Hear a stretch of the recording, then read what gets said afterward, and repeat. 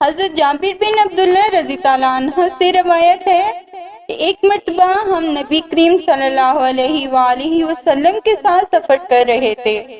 آرام کی غرض سے حضور ایک کھجور کے سائے میں بیٹھے۔ اچانک ایک کالا سانپ آپ صلی اللہ علیہ وآلہ وسلم کے پاس پہنچ کر اپنا منہ آپ صلی اللہ علیہ وآلہ وسلم کے کان کے قریب لے گیا۔ کچھ دیر بعد حضور صلی اللہ علیہ وآلہ وسلم نے اس سانپ کے کان کے قریب اپنا منہ مبارک لے جا کر کچھ فرمایا۔ اس اس کے بعد وہ سانپ ایسے غائب ہوا جیسے اس کو زمین نگل گئی ہو۔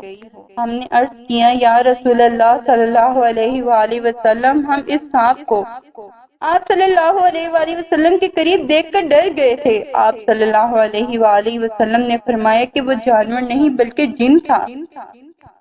فلاں سورت کی چند آیات بھول گیا تھا، انہی آیات کی تحقیق کے لیے جنات نے اسے بھیجا تھا۔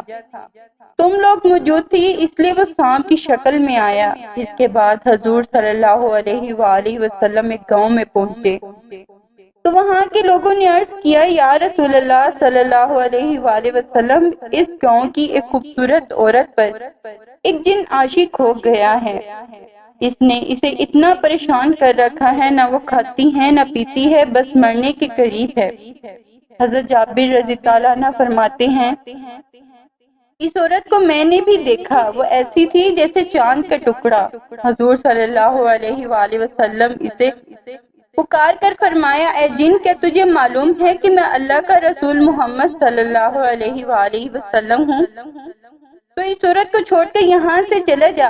یہ سنتے ہی وہ عورت صحت یاب ہو گئی اور بے ہوش اور ہوش میں آنے پر اپنا منہ ہم سب سے چھپانے لگی، یعنی پردہ کرنے لگی۔